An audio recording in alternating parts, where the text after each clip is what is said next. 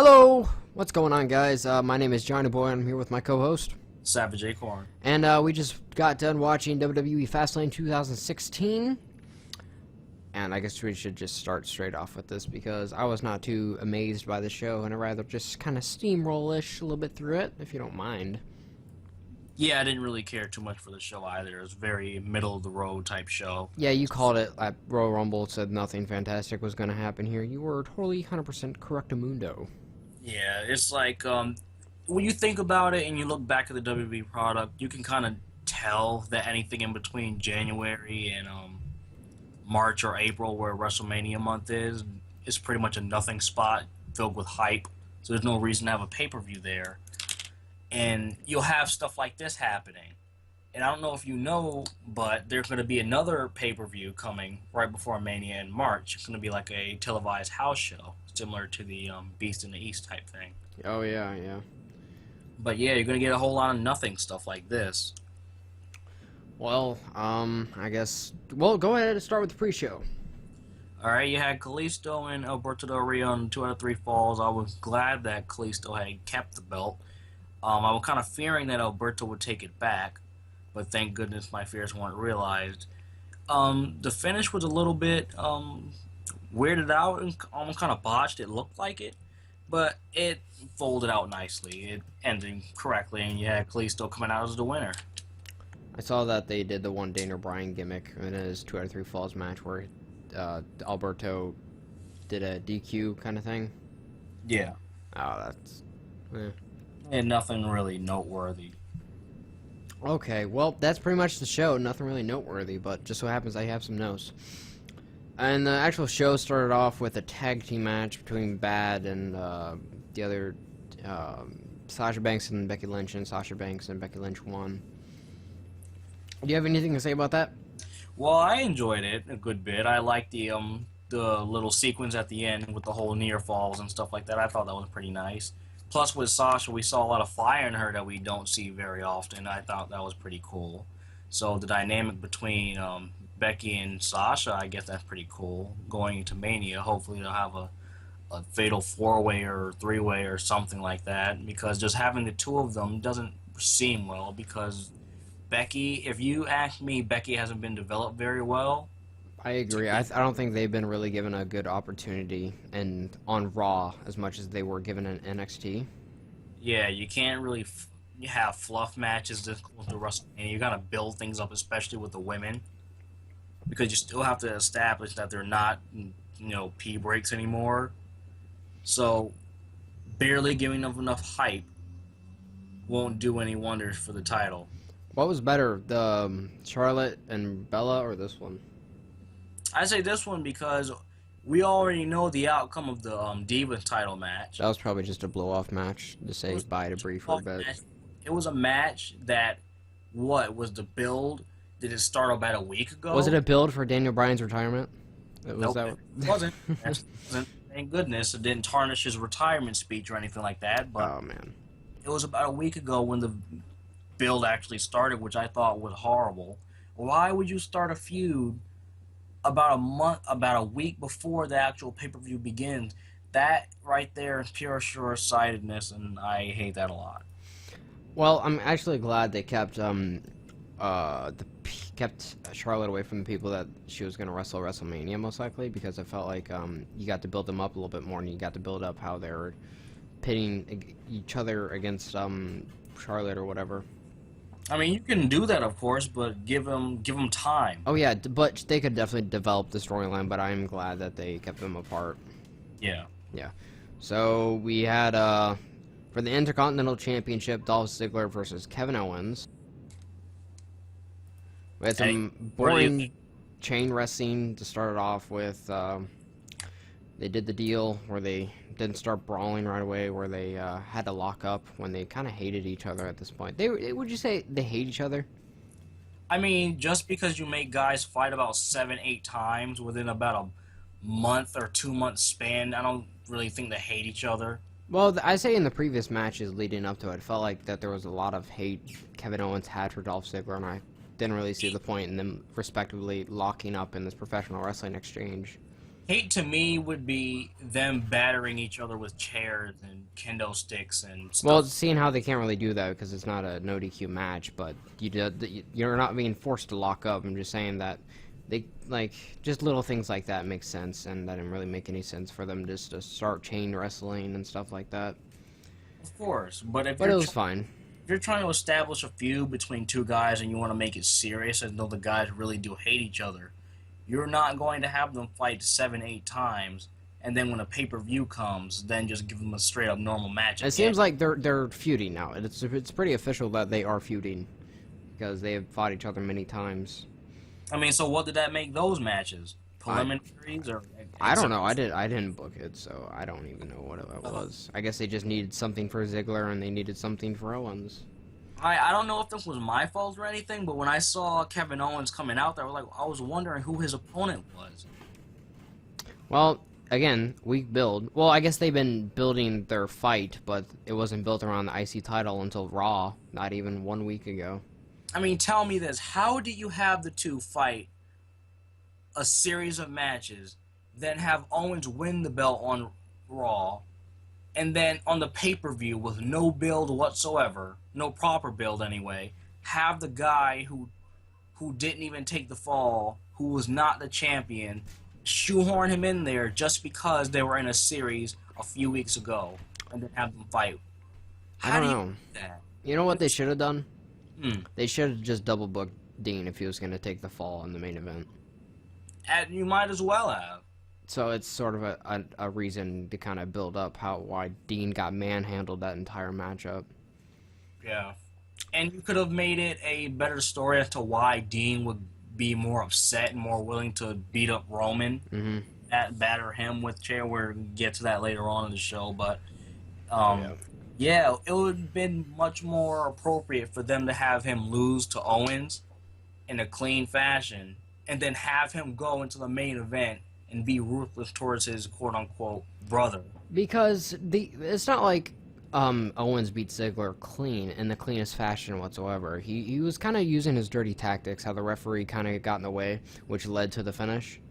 I mean, even then, what are you trying to say? Because that's something stupid on WWE's part. What are they trying to tell us? Are they trying to tell us Owens dominant? Or are they trying to tell us he's weak?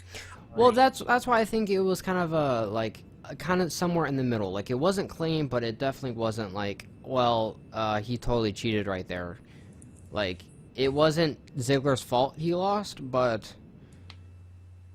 you know where I'm kind of going with this? Like an eye poke or something like that. I remember when he won the title from Ryback, he did an eye poke, then he powerbombed the fucker, which is like, alright, he's a heel. He's going to do that. That's standard heel tactic right there. Something that angered me about that was, how are you going to have a finish like that with Ryback? And then the next time they fight, which was, do you remember if it was the next night on Raw or the next pay-per-view Next after? pay-per-view. The next pay-per-view, have him beat Ryback clean. I had no problem with it, but That- he's a better. I like that than having 8 guys come out, hate security guards and Kane, help him win like 9 pay-per-views in a row. I like the simple little kind of ref bump, not a ref bump, but the referee kind of getting in the way, which leads to the power bomb, leads to the move, which pins him. Here's my problem. If you have, like I said before with the Ryback thing, if you have someone cheat to win the belt, and then you go back later on, and then you have them win clean, why on earth would you have to make them cheat in the first place? I have no idea. That doesn't make any sense to And me. I wouldn't say that, like, Kevin Owens cheated this evening to win the belt, because it's not like, well, I don't we're spending too much time on fucking Kevin Owens versus Dolph Ziggler for, like, the 9th time in the past month. I mean, because this is the problem, because they're so short-sighted. They don't know what they're doing. They honestly don't. How can you tell me, all right, the key to having good product is to be unpredictable, especially in a pro wrestling product. You have to be unpredictable. Mm-hmm. But you have to do it in a good way. You can't just come out of nowhere a week later and say, okay, Dolph Ziggler is going to face him for the millionth time, but this time for the Intercontinental Championship, and just throw away the fact that Dean lost it. It's pointless. Not even, like, it's... It was a pointless I'd say this match was all almost all rematches, I'd say. Like, Del Rio and Kalisto was a rematch. This was technically a rematch because they fought many times. Jericho Styles, a rematch. All these are getting me sick. I like Jericho and AJ. Me too. I like Owens and Ziggler, but like I don't want to see any of these four guys have another exchange whatsoever. And when you, of course, it's natural to like some people. We don't dislike any of them, but when you put them together so many times in such a short time period, that's gonna water down. Oversaturates it. It's gonna oversaturate it and water it down. It's gonna mess up how you think, or you want to say, okay, for example, a Rock and Austin in WrestleMania 17. You look at the build; they never had a match with each other up until that point. I know they had a feud at WrestleMania 15, but I'm talking about up until that time. I wouldn't even compare Rock and Austin to mid-Carter guys like this. I'm just saying. Yeah, I think that's maybe the mindset with WWE is that these guys are mid-Carters. It doesn't really matter, but the main eventers, oh, they can't touch each other. Yeah, they can't touch each other. They can't do a thing. They were just, the storyline was convoluted, but good convoluted, and then it culminated at WrestleMania, where the two finally had a match with each other. It's not like that. Rock and Austin in the ring fighting each other 7 times on Raw and SmackDown for each week, spanning from the Royal Rumble all the way to Mania. Which I hope it's not the case this time. It didn't happen. With these mid-Carter guys, but I mean, these guys really deserve more. They do, because these are talented people. They deserve. They can put on wonderful matches. Let them put on wonderful matches, and let them beat geeks like Zack Ryder or Damian Sandow on Raw, SmackDown. Build up those guys so they can accumulate and build up and go the best of the best face off each other for the Intercontinental Championship. It's not Dolph versus Owens, and then one beats that guy, and then it's the same thing the next, like, 2 days later on SmackDown or something like that. You can't keep doing that. Who wants to see Dolph Ziggler versus Kevin Owens, like, fight for the 5th time, like, in 4 weeks? Let's look at it from the casual fan's perspective. If we've seen Owens and Ziggler... And you were totally right. It's not a bloodthirsty, like, a grudge match where you want to keep seeing them fight because they're just putting on great, like, matches and they're just beating the fuck out of each other, and the story's not over yet because neither guy has gotten their revenge or their vengeance against one another. It's just pinned them, okay? Exactly. That's how it is. Let's look at it from the casual fan perspective. If you see 2 guys fight 7 or 8 times on free TV, why on earth would you pay the pay-per-view to see them fight again? You got me. I guess maybe that's not their moneymaker. I mean, even with that thought, you can't have that thought process. I don't know what the fuck they're thinking. Like, that's so idiotic. That is very idiotic. But then again, they have a lot of talent to work with, but the talent isn't established. Right. That's the problem. Hello, person who's in chat. I don't know who's on the TMFIA account there.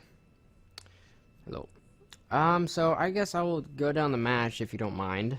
You can if you want. I don't know if you will mind. I kind of mind it. I mean, if you don't want to, that's fine. Just go right to the next one. What'd you think about Dolph's pants tonight? Didn't care. I thought they were pretty generic. They're just black with some red text over it. It's kind of generic. So we had a cool spot where Kevin Owens was, he had his, cannonball kind of like senton, except Dolph was like crawling on all fours, which was a cool thing. I haven't seen that done. Ziggler and his fucking, like, 20 elbows, like, quick elbows in a row. He needs to stop doing that. His standing up elbows, he'll get up really quick, do an elbow, get up really quick, do an elbow. I mean, in real life, you would expect, if you're elbowing someone, you would think someone would do that to try and hurt somebody. And then, on the last elbow, he winds up his arm and hits another fucking elbow. Oh, God. Yeah, it's just kind of, it's like, really? Kevin Owens is Fisherman. Buster is too good. It's amazing.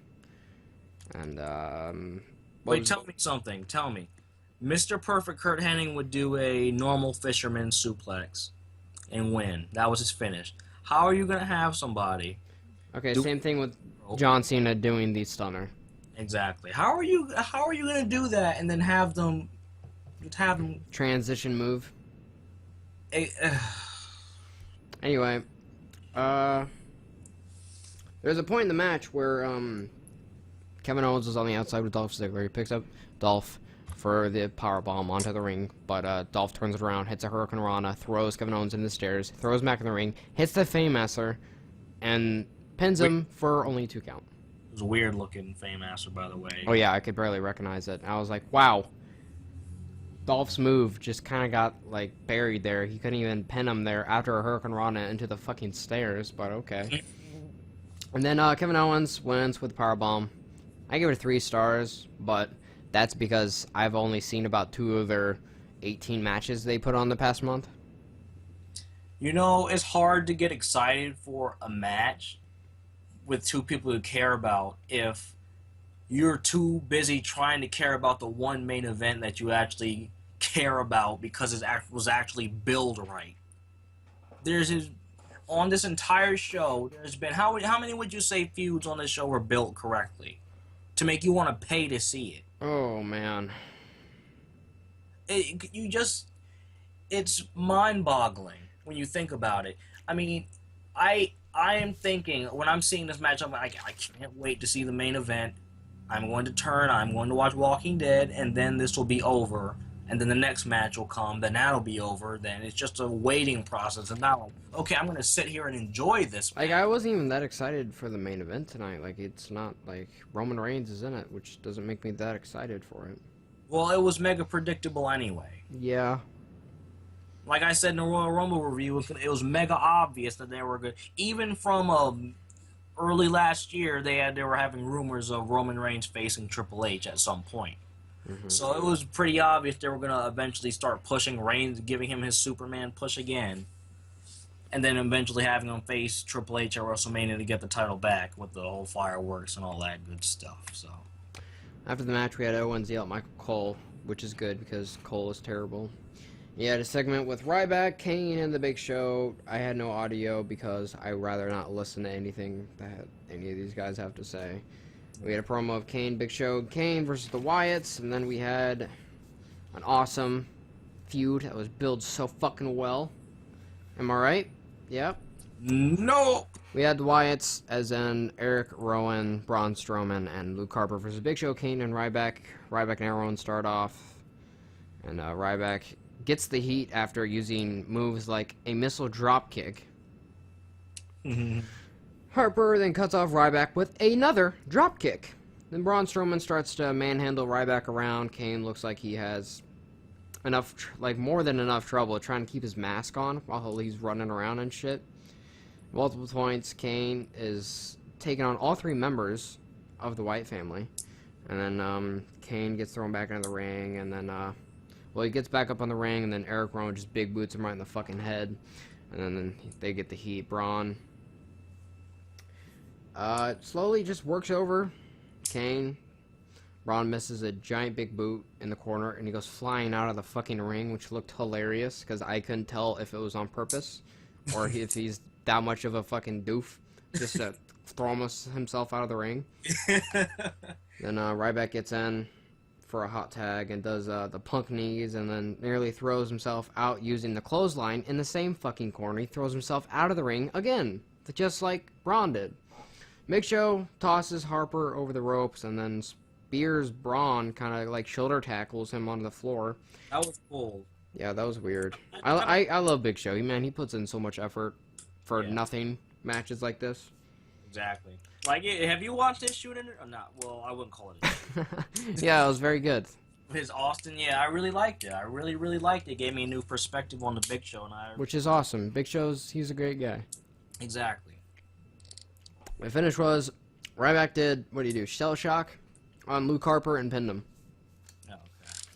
Yep, then we had JoJo interviews, Roman Reigns, and Dean wait a minute. Hold on. I just gotta say things about the Wyatts. Yeah, sorry. It's over. You can't have these guys be the big bag, scary boogeyman, and then have them lose to the very people they were beating up on the B shows. You can't do that. Yeah, it was 4-on-1 beatdowns, and then they're gonna lose on a fair match. Like how? Like, what are you? The heels lose clean. They lost clean, and what are they? There's 5 weeks left. 45, how many? 45 days until Mania? Who are you going to put them against? What are they going to do? Hopefully they'll retire. They're going to retire this. How about a Stardust versus and Ascension versus them? Oh boy, we all want to see that. When the Wyatt family came in 2013, I was so happy. I was like, wow, these guys look like they have a lot of potential. Yeah, I saw Bray Wyatt, and I'm like, this is the next Raven, and I love Raven. This is the next freaking Raven, the next Jake Roberts. This is the next freaking guy we can look at, and that's a creepy guy. But nope, he's just a spooky job guy. Nope, it failed. Yeah, but it really lost its steam, and I've heard people say that, oh, he fought Cena, he's this, he's that, he's up there with the main event. No, he's not. No, he's not. He's a glorified jobber. If you look at him when he came in 2013, and you look at him now, he is not elevated. He has not got down anywhere. Zero growth.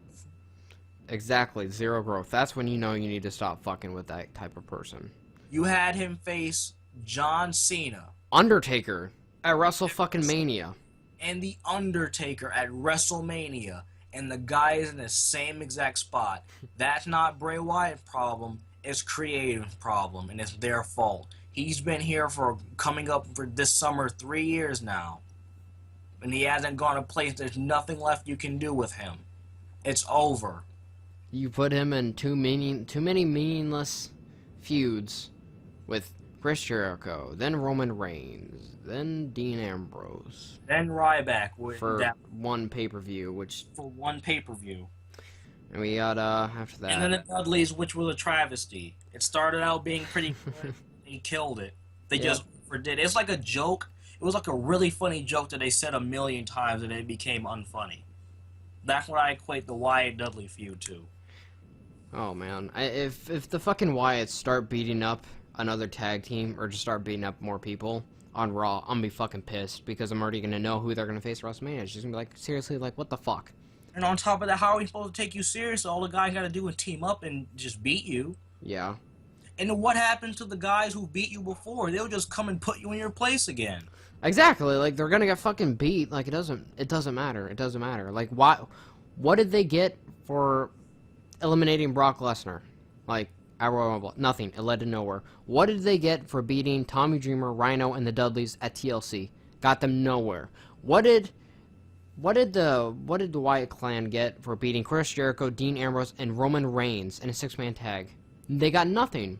What'd they get from fighting Kane and The Undertaker at Survivor Series? Nothing. They got nothing. Are you starting to see some consistency with WWE creative now? Nope. Well, consistency in terms of lackluster booking, yes. Yes, that's very consistent. So, JoJo interviewed Roman Reigns. Dean Ambrose interrupted. Is there anything cool that Dean said? Any cool one-liners? Dean's jacket. That's pretty much it. Got Charlotte retains the Divas Championship. Anything to say about that? No. Nope. Good man. Good man. We had Chris Jericho and Styles promo. And Jericho interviewed by JoJo. You had AJ Styles versus Chris Jericho. Really aggressive locked-ups because it was subtle.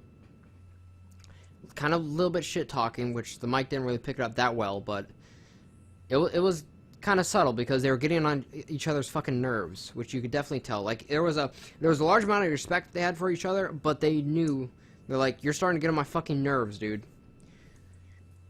Like, I'm better than you. Like, it was good, but you get a dueling chance of AJ Styles, Y2J.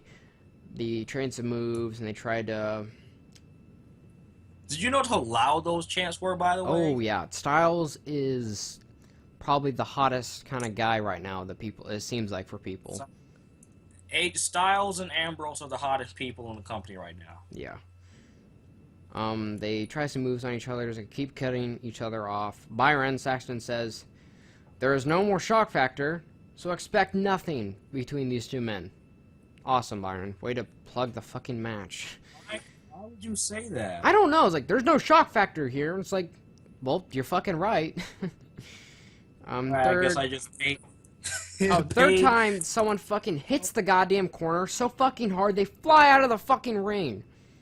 Like Braun Strowman, Ryback, Chris fucking Jericho. Like, is this shit on purpose? Is this like their new thing where they just go over the top rope and crash to the outside? Yep.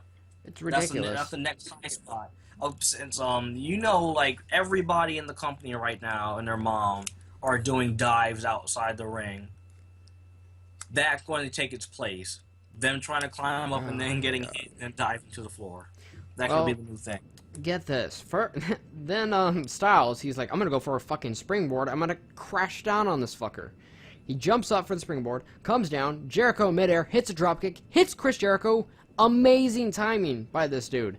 Hits Chris Jericho. It looked really good on the slow-mo replay. It looked exactly on point. Props Chris Jericho and Styles for hitting that with perfection. It looked kind of sloppy, but it was on point. Like, it was amazing.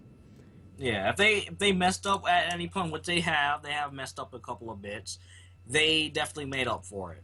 Mm-hmm. Jericho at one point was on the top rope, and Styles hits a Pele kick. Then Jericho grabs him, and it looks like he was gonna go for a Rhino driver off the kind of like rope there, but then he kind of just set him down for. Looked like he was gonna try to pin him there.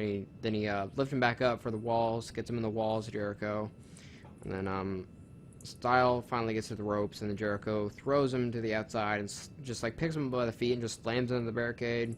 Styles makes it back to the ring in a count of 9, then hits the code breaker on Jericho as he was entering over the second rope, and just fucking do you see the stream chat? No. Well, go take a look at it really quick. Go take a look at it. All right, hold on. Okay. And then I love how. Oh yeah, go ahead. Hold on. I just had something right quick to say. It was about the spot where he had AJ in the corner when he looked like he was gonna powerbomb or Rhino driver him. Mm-hmm. If you watched Jericho's match WCW sold out in 1997 or 8, I believe, it was really cool because he did that with Rey Mysterio, and then he turned it directly into a Walls of Jericho, and Rhino drivers are amazing. They are, especially off the second top rope. Yeah, sometimes through a table. Great. Off the apron through a table. Oh yeah, very safe. And you get Jericho tries to pin AJ, but Jericho's arm was underneath the rope, so couldn't pin him. And then AJ Styles makes his comeback and hits the Styles Clash. Then Jericho kicks out at fucking 2. Kicks out of the Styles Clash. And then AJ Styles says, fuck this, puts him in the calf crusher, and he makes fucker tap out. Amazing. Just makes Chris Jericho tap out. It's like, okay, he fought for a long time, he tried and tried and tried, but he tapped out. Unfortunately. This is the best submission struggle I've seen in a very long time. Oh yeah, Chris Jericho looked like he was in such fucking pain, and he did not want to tap out. It looked like I could just see the effort in his eyes, and he was trying like a motherfucker. And WWE, meow meow, you're right, Reigns gets everything. We get nothing. We don't even get entertainment from Reigns winning. This right now, that's the sad thing. Styles and Jericho had match of the night, hands down. I agree. A close second would be the Owens versus Ziggler, but it's not because we've seen it a million times and it's watered down. Mark, please be nice to the people in the chat. Be nice. Oh man! While AJ Styles was celebrating, he was up on the top rope. Jericho pulls him by the tights, pulls him back down, and then he lifts up his fist, and AJ's like, "You want to go again?" Mm-hmm. Jericho throws down his hand and for a handshake, and they exchange handshakes. And Chris Jericho says, "You're okay in my book." That's the look he gave him. And then I'm assuming that's when the walking... Oh, no, you were... Yeah. Hey, it's Meow Meow. Do we get Meow Meow? Well, you see, Axel versus Truth, I forgot about that match. That was in the dead spot. They had to put on a match. That was a travesty. That was in the dead spot. Definition of a filler. Yes, dead spot. Then we had the Cutting Edge Peep Show. Edge and Christian were interrupted by the New Day. They said... It was out with the old and in with the New Day. Edge said he has never seen chocolate Axo Vanilla before. It said that their New Day gimmick was pretty much stolen from them. New Day stole their gimmick. And then we had a really lame segment, and then they called up the League of Nations, and they're like, "Oh, hope the League of Nations don't come out, her." And then the League of Nations music hits, and like 4 geeks come out on stage as if they're supposed to be intimidating or something like. And they slowly walk down the ring like a bunch of cool guys, and they take off their leather jackets, and they get their combs, and they start slicking back their hair and everything. Oh, I'm sorry. They're not cool guys whatsoever. They had their suspenders and their geeky glasses. It was great. Just kidding. League of Nations, they scare the New Day. New Day says, we're going to turn the cheek, and we're going to go, because this is day of rest, so we're going to go rest.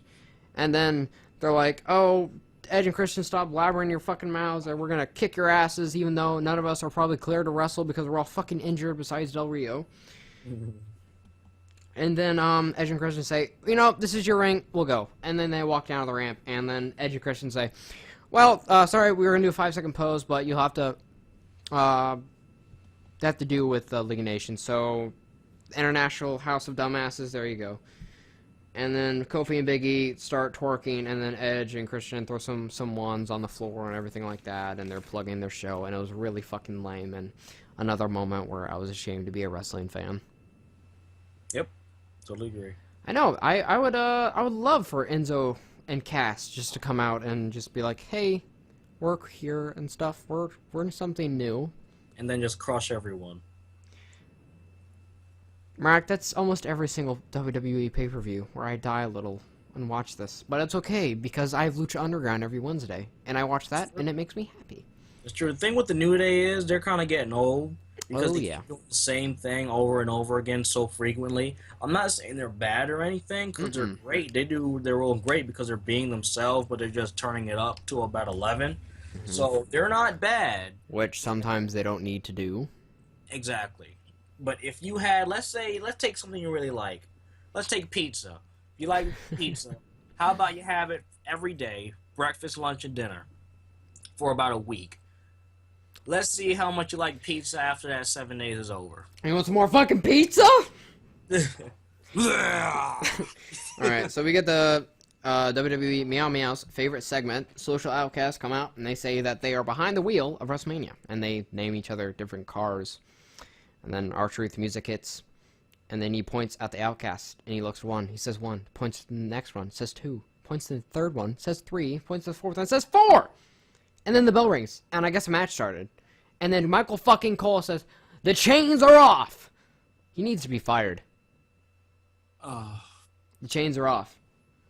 Replace him with Rusev. Who says out with the old, in with the new? Edge? Who said that? Or I don't know, dude. Whoever said that, they need to follow that mantra. The company itself needed to get rid of Michael Cole and replace him with Mauro Ranallo, or whatever his name is. Yeah, the New Japan guy. Yeah, he's really good. I heard about it, that he makes SmackDown nearly watchable. Exactly. But it's just Raw Light. It's Diet Raw Light. Yeah. So, alone can't save it. I guess it was a nothing match, and I'm not going to say anything, because this is nothing. But then fucking Goldust had to come out, and then I had to write more shit. And then, Goldust fucks over Booker T on accident. He throws Curtis Axel, or throws fucking Adam Rose into the ring, and Booker T accidentally jumps over Adam Rose, and Curtis Axel he rolls up Booker T and pins him. And then Booker T's like, yo, what the fuck? And this team is already breaking up before they're even together. Who, R-Truth and Goldust? No, Booker T and Goldust, right? Oh, Booker T and Goldust, yes. Yeah. 2003? Yeah, 2003 all over. Right around there. Sorry, it's R-Truth. I kid, guys. Sorry, my obscure... Well, I would guarantee you if Booker T was a lot younger and was willing to work, they would put him with Goldust. They would put him back with Goldust. And imagine how you would feel being Goldust, getting your whole get-up on, the face paint, the giant onesie and the coat and everything, just to come out for what? A collective amount of 5 minutes? Or less of camera time? I feel dejected. I need to get out of the business now, please. You know, I didn't listen to anything you just said there, because I was thinking about Booker T on the pre-show with his non-beehive hair and how sad I am that he got rid of it. It's like, what is he even doing? Is he like backstage or something, just watching? No, it's ESPN. They're Or is trying to he be at like the table? ESPN. They got to use hashtags. They have to have tweets rolling out at the bottom. They're trying to be Oh, ESPN. oh, and can you please tell me why Jerry Lawler was so detached from everything? No, I can't tell you why. Probably because he's fucking almost 70 and his brain is fucking mashed potatoes and scrambled eggs mixed together. Oh man. I don't know. Can we move to the main event for fuck's sake? Let's do it. Then we have the #1 contendership for the WWE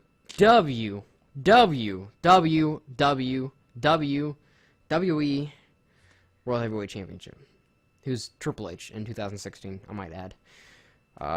Dean Ambrose versus Brock Lesnar versus Roman Reigns. Roman gets massive boos. Amazing. Paul Heyman announces Brock Lesnar, which was good. Brock goes directly for Dean and throws Dean out of the ring.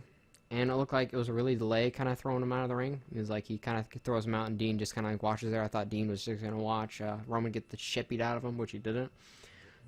And then there was lots of German suplexes, and then Roman won. Yep.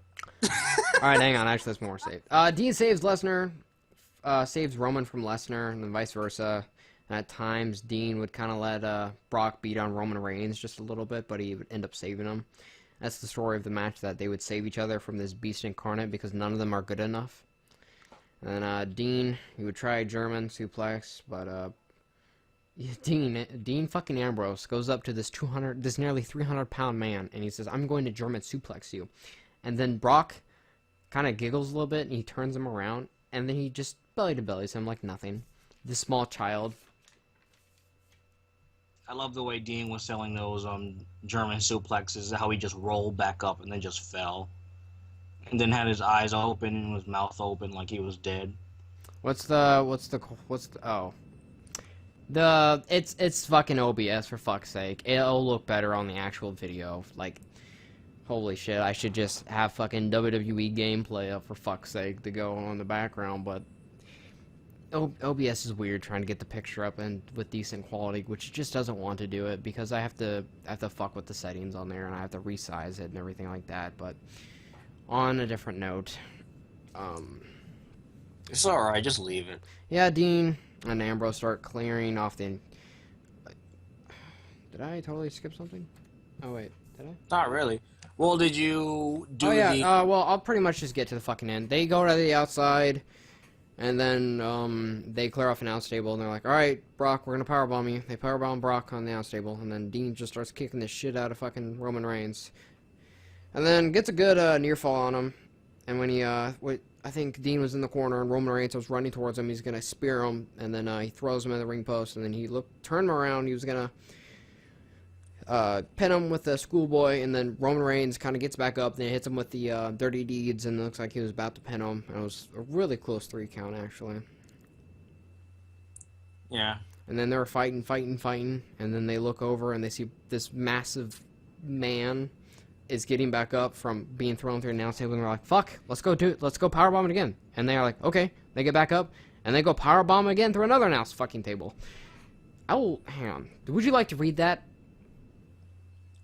Who from WWE now? Yeah. Yeah, now? Okay, he says, "I would have loved if they had The Rock come out and turn heel Rock Bottom Lesnar and Ambrose and have Reigns win and have Paul Heyman promo on Raw.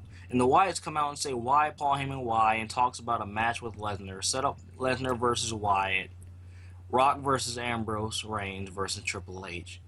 And have Rock come out on Raw and have people boo him, then have Ambrose come out. But nope, it really doesn't work like that. See, no one is going to boo the fucking Rock in 2016. No one.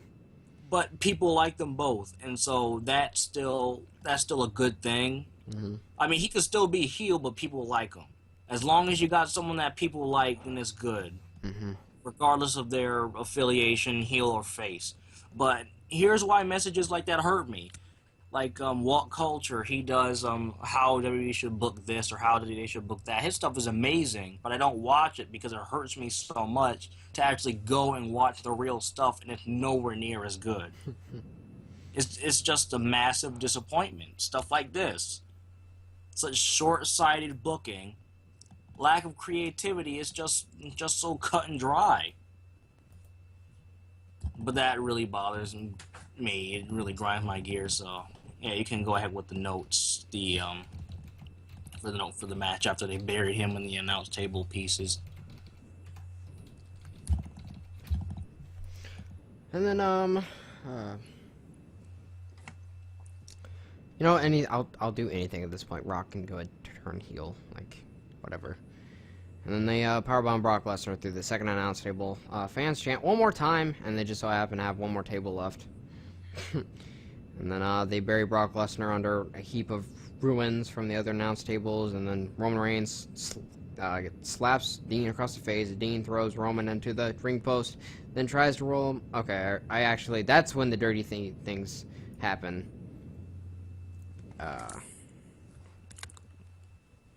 Yeah, it's okay, WWE Mal. I would have liked that That's too. the same But thing.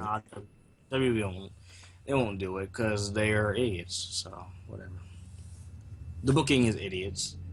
This match wasn't anything too special. It felt to me that this match ended right before it really got started, and it was rushed. And the show ended somewhat early. Yeah, it did. Yeah. And like, what did you have? You could have made the match go on longer, or have an angle happen, have Dean Ambrose do something, but no, get speared, pinned in the middle of the ring, never see him again. Slow build. I don't know if he did turn then or something like that. I don't know if they would have anything for him really when Triple H and Reigns are fighting or whatnot. But we get Roman and then Dean are working each other over in the ring while Brock was being buried. Then Roman Reigns, I guess he was gonna F5 Dean, gets him up on his shoulders. Brock comes out of nowhere, German suplexes both men, and then Reigns goes for a spear on Brock, hits the spear, but Brock immediately no-sells it and puts him in the Kimura lock, which looked really painful. Yep, it was great. It will always look painful when I see the Kimura. Pretty much, Roman just picks up Brock, and then Dean, he comes out of nowhere and just hits him with his steel chair, like, just a shit ton times, and then he finally lets go, and then hits Dean, or hits Brock a lot, then hits Roman Reigns a lot, then Roman spears Dean, and then gets the 3 count, and the King of Kings music hits, walks down the ramp, sarcastically applauding Roman Reigns, and they face off, and the pay-per-view comes to an end.